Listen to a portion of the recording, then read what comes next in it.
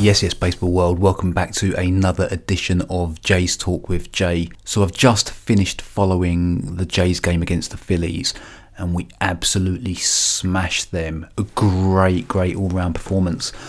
So it got me thinking, is this team potentially better than the team of 2015? Like, you have to ask yourself, player for player, power for power, do they have what it takes to not only get to the playoffs, but to go that one step further, clinch the division, win the World Series? Cast your eyes back to 2015. Potentially decent lineup. You had some huge power hitters in there. Joey Bats, Edwin, obviously Josh Donaldson was there as well. Russell Martin. They all of them were power hitters. They all hit numerous amounts of home runs between them. I can't remember the number off the top of my head, but it was huge. I think this team at the moment is probably there or thereabouts numbers wise, if they can all click at the same time and they can get things moving. I think that they're in with a shout. You go through the team from 2015. So the front office went and added some pieces to the puzzle. They went and got Tulo, who was on a huge contract. And before anyone says anything, I personally didn't think it was a good move. And he didn't perform. He didn't perform. He certainly wasn't one of our best players that season. I think you can rule him out. However, they did add David Price, and I think he was the missing piece. With everyone else that was there with the pitching staff, you had people like Aaron Sanchez was coming through, Roberto Osuna was coming through. These guys really made the bullpen strong. On the batting side of things, when you look at Joey Bats, Edwin, Russell Martin, Josh Donaldson, and then the other players also chipped in. Kevin Pillar chipped in a little bit. Smoke was there. He had some good numbers as well. It was a team that obviously took us to the playoffs, and I think if you look at it overall, they probably underachieved. When you look at that team on paper, and with the amount of power it had offensively, they probably should have got to the World Series at least. Yes, they got beat by a very, very good Kansas City team, but I think we were better, and I think we kind of bottled it. Some would say that this guy doesn't know what he's talking about. He's a guy from the UK. He doesn't know baseball. He doesn't know Toronto baseball. You could be right. It's just my opinion. If you look at this lineup now and you look at it, you've got Vladdy playing first. You've got Simeon playing second. Bose at shortstop. Cavins at third. And then the outfield of Lourdes, Springer and Grichuk. I think that's strong enough. Teoscar, obviously DH. Catcher, I'm still not. I'm undecided. I don't know if Danny Jansen's the player for us to be catcher. I like Kirk. I think he's done well on a small sample size. Maguire, he started off well. I think he's had his issues, but I'm not sure who I would pick there. I think we'd have to wait and see how the season pans out a little bit first before we say who our catcher is. I think it's going to be Jansen for now, and then after that, I'm not sure. So if you look at that, I don't really want to talk too much about the pitching at the moment because we have no idea who they're going to pick. We have no idea who's going to be fit. I think it's Ryu definitely, and then others. Once we start seeing one or two others pitch, I think Tanner Rourke's probably going to be in there as well. So the question is, 2015, 2021. Is 2021 better than the 2015 team? Probably a lot of you would say no. Hell no. It's like, what are you talking about? But realistically, they probably are better. If they come and show their full potential, there is no reason at all why the likes of Vladdy, Kavin, Bo, Springer, why they can't actually take it to that next level. Who's to say they can't all hit 30 plus home runs? Maybe Bo, maybe Kevin might not hit that, but I think others in the team, they have the power. Teoscar certainly does. If you look at Springer, you look at Vladdy, and you look at Teoscar on their own, between them, they should probably get... Sorry, sirens going past. They're not after me, I promise. Yeah, like you look at the three of them, between them, they could get close to 100 home runs just between the three of them. And then with everyone else adding on top of it, it looks like that they could possibly do that. Just on another note, just quickly, the addition of extending taking up Montoya's option on his contract, I think is great. I like Charlie. I think he's definitely the right person for the job. And just knowing that he's going to be there next year will be enough to keep the team motivated and play for him. I think I like how he manages the games. I like what he does. And I think that puts us there. Not to say I wasn't a huge fan of Gibby. Gibby, I wasn't keen on the appointment.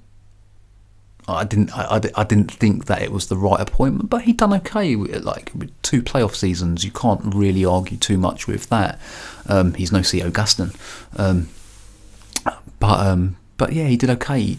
But going back to the players, I think with the team from 2015, I think we know the offense was good, and I think that's the same with 2021. I think that if you look at the two close up and you look at them close enough, I think offensively both teams very, very strong. Again, we don't know too much what's going to happen with the 2021 pitching. However, the 2015 pitching, like I touched on earlier, when you put someone like David Price into the equation with the other guys that were there, you had Mark Burley, you had him there. Along with, obviously, R.A. Dickey was there. Again, another one. It was brought in, was going to be a huge impact player. For me, it didn't work. But Marco Estrada pitched amazingly that season as well. And then there were some others that came in and kind of did the job. The bullpen was very, very strong. And I think that's going to be key.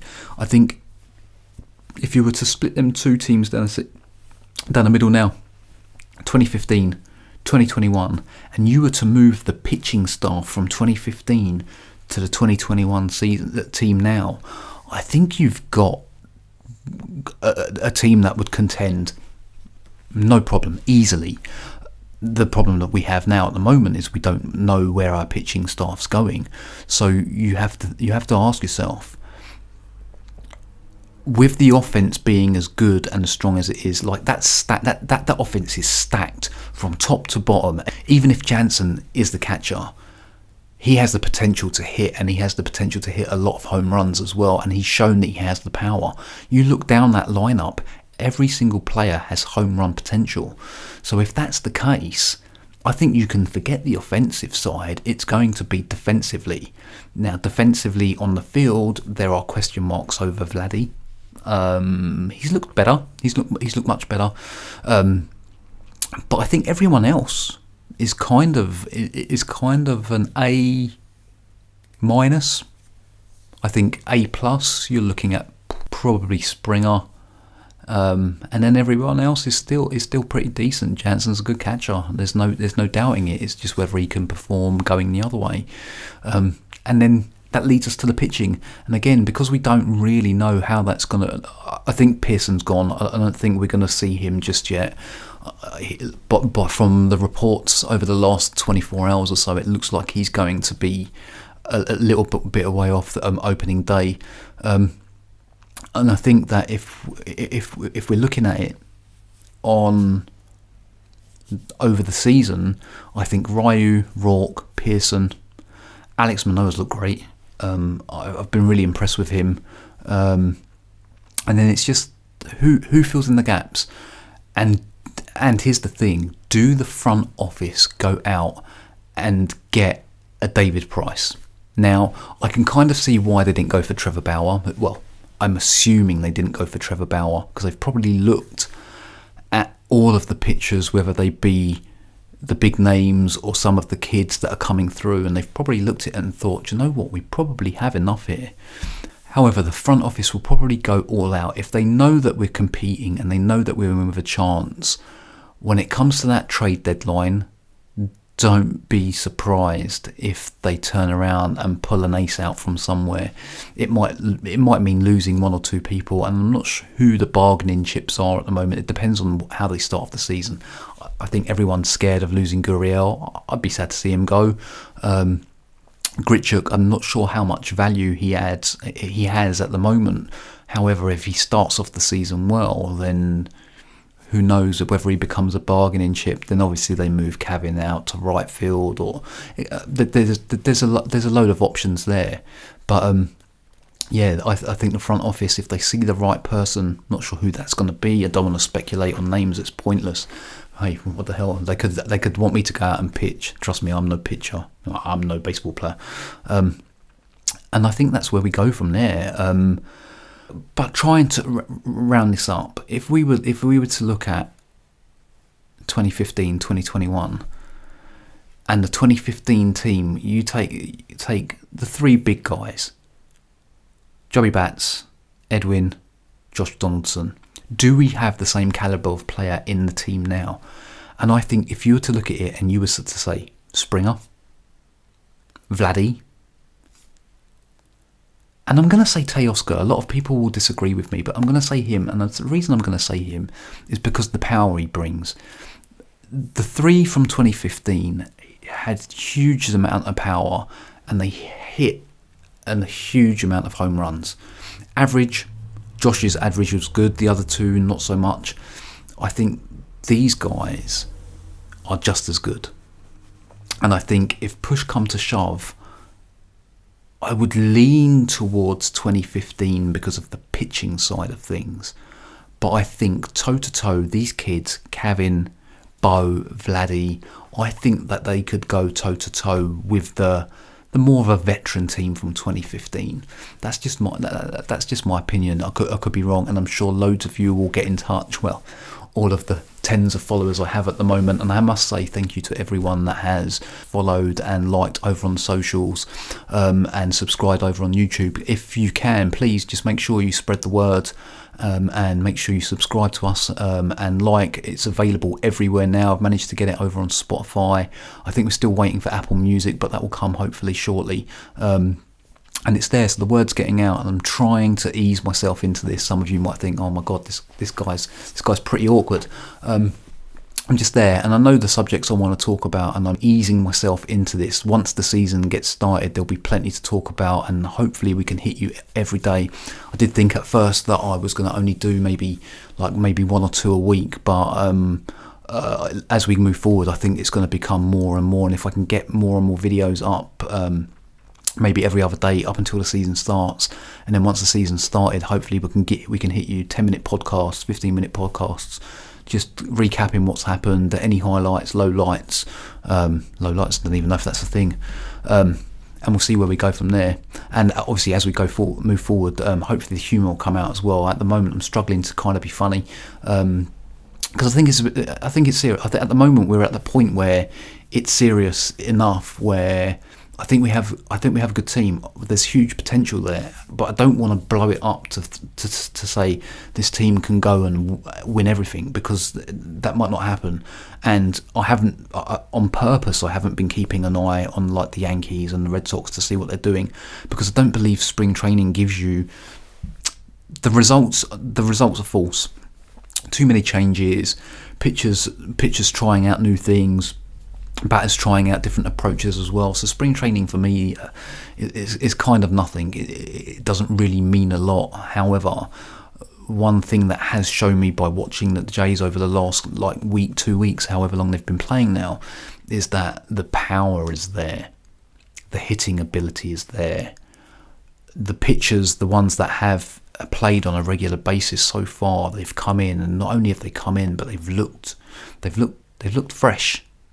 And maybe that's because last season was such a short season, whereas they've come back fresh and they're all keen. Now, that could be the case with everyone. Look, even the shitty old Baltimore Orioles could be decent. I'm not too sure about that. I don't see them being decent.